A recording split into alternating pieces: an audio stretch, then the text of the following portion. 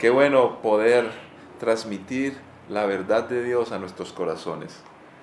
Cuando pensamos en los niños, son hermosos, son tiernos, son bellos, y normalmente en la palabra del Señor aparecen desde muchos ángulos. Inclusive Jesús utilizó el recurso de los niños para hacernos entender cosas que son muy importantes. Porque los niños viven un proceso natural. Todos nosotros pasamos por lo mismo.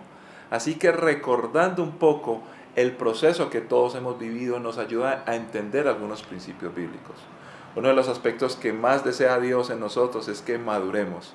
Y debemos de madurar entendiendo el proceso que tienen todos los niños. La palabra del Señor nos dice que Jesús en una ocasión puso a un niño delante de todos y dijo, si quieren estar conmigo, si quieren conocerme más, si quieren el reino de los cielos, tienen que ser como uno de estos niños. Hay otras alusiones a lo largo de la Biblia, desde el hebreo, desde el griego, muchas, pero podríamos simplemente hablar de algunas. Paidión, Nefiu, Naar, que ya está hablando del joven en el hebreo, o Neotes, que es una persona un poco más adulta, los jóvenes. Pero también la palabra del Señor nos habla de desear la leche espiritual como niños recién nacidos, y lo más importante, que no sea adulterada, nos lo dice el apóstol Pedro. También nos habla que en un sentido espiritual debemos madurar. El autor de Hebreos nos recuerda que debiéramos de ser maduros, pero que a veces necesitamos alimentarnos como niños. ¿Por qué habla de los niños? Hay una figura muy interesante en el Salmo 131, donde el salmista se expone como un niño diciendo, estoy destetado de mi madre, pero ya no estoy llorando, estoy tranquilo, estoy calmado. Y hace una alusión de añorar a Dios, porque es el que nos calma, el que nos ayuda, y un sentido inclusive, que para muchos sería extraño, de maternidad. El cuidado, yo creo que es entendido cuando vemos a un niño, porque él es vulnerable. Hay un estado de indefensión, pero la palabra del Señor nos hace entender que nunca son olvidados. Cuando recordamos el paso de la nación de Israel, de Egipto a Israel, un viaje que duraba poco tiempo, normalmente eran 90 días, o como era una gran multitud, tal vez tomaría unos 6 meses, sin embargo duraron 40 años. ¿Qué pasó? Este pueblo, cuando estaba en Egipto, no entendía lo que era la libertad. Vivían como esclavos. Estaban saliendo de un mundo de dependencia malsano, donde no podían tomar sus propias decisiones, a un mundo desconocido. Eso produce temor, y es más o menos lo que cualquiera de nosotros desde niños empezamos a sentir y a sufrir cuando vamos notando que la vida va pasando. Además, en todos estos 40 años ellos tenían que aprender a vivir.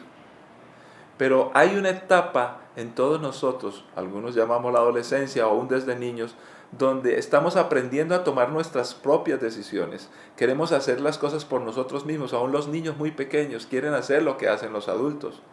Están aprendiendo a tener algo que es importante en la vida, la determinación. Pero a veces se confunde la determinación con la terquedad. Eso mismo le pasaba al pueblo de Israel, y eso nos pasa a todos nosotros.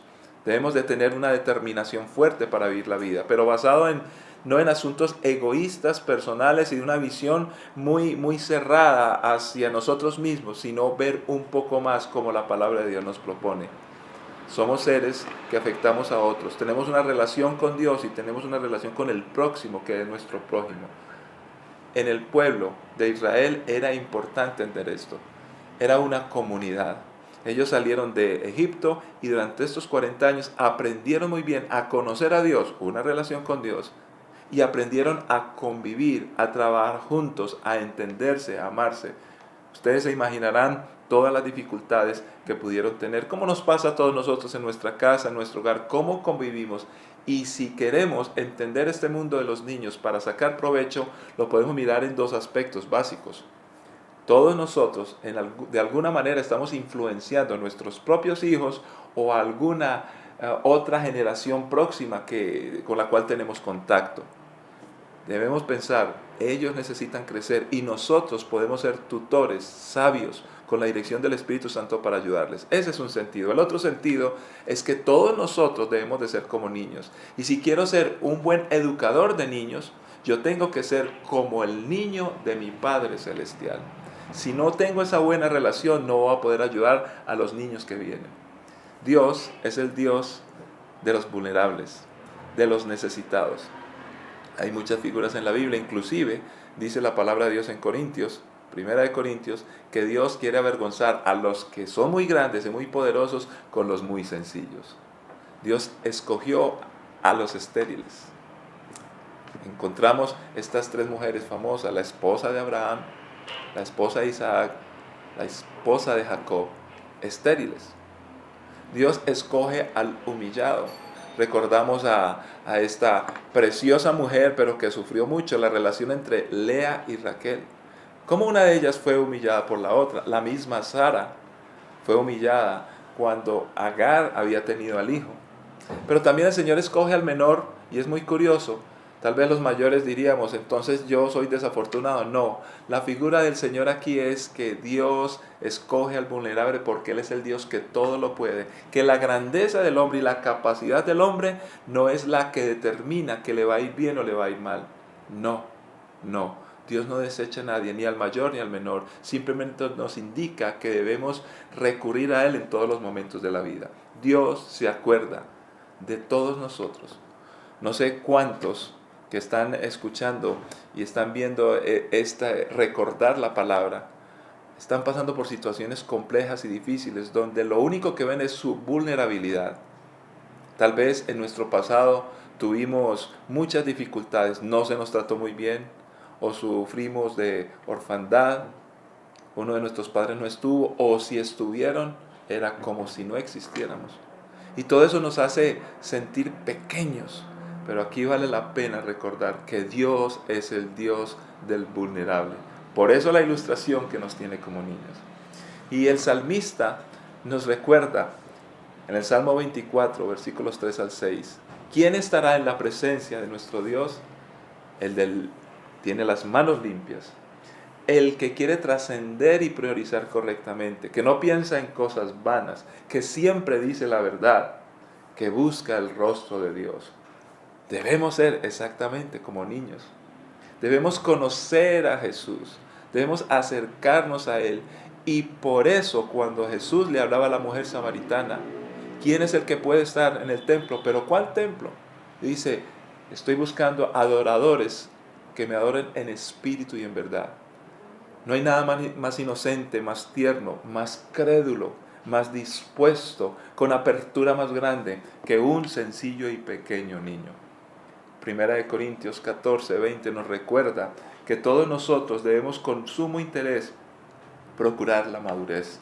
Amados hermanos, no sean infantiles en su comprensión de estas cosas. Sean inocentes como bebés en cuanto a la maldad, pero maduros en la comprensión de asuntos como estos. Qué interesante la figura que Dios utiliza. La sencillez de los niños nos puede ayudar a ubicarnos en nuestro espacio de vida, en nuestro caminar cada día y cada momento. Caminar hacia la madurez.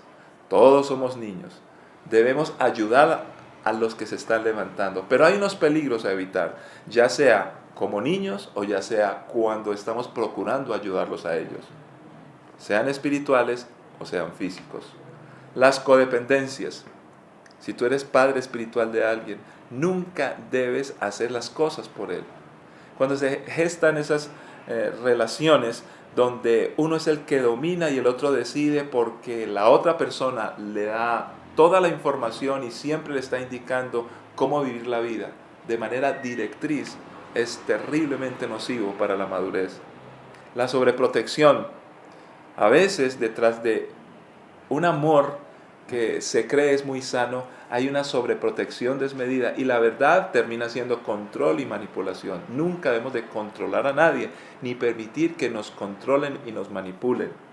Debemos proteger, pero ayudarle a las personas a crecer. ¿Cómo estamos creciendo nosotros? No podemos estar dependiendo del ser humano, por eso necesitamos conocer mejor a nuestro Padre Dios. Otro asunto que es peligroso es el aislamiento. Como nunca antes, El ser humano hoy y aún los cristianos se aíslan, tienen sus propios proyectos, sus propios planes, les cuesta vivir en comunidad. Hoy hay muchos cristianos que tienen sus propios criterios, que aunque se escudan detrás de la palabra de Dios, lo hacen para no convivir, caminar con otros, para no sujetarse a un espacio, a una iglesia local, a unos proyectos, a unos planes de orden que comunidad siempre la iglesia debe ofrecer. ¿Por qué? Porque es el diseño de Dios. Cuando nosotros aislamos nuestros hijos o nos aislamos, no aprendemos a convivir con los demás.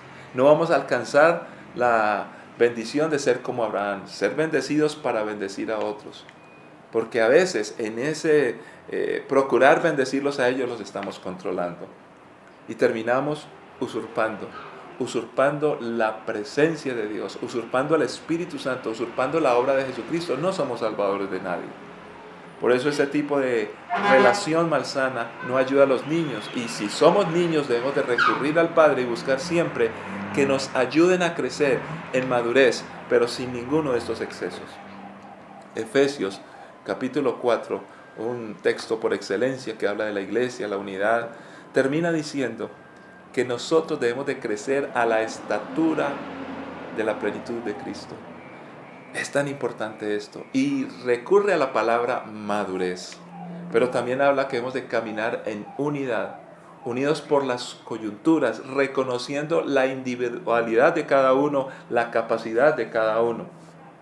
Somos un cuerpo y nos necesitamos unos a otros y todos necesitamos a nuestro Señor Jesús, a nuestro Padre Dios, a la obra y el poder del Espíritu Santo para trabajar como comunidad, edificarnos en amor y poder hacer la obra del ministerio. Eres niño, soy niño, somos niños y tenemos un Padre que nos ama. Caminemos hacia la madurez. Dios les bendiga.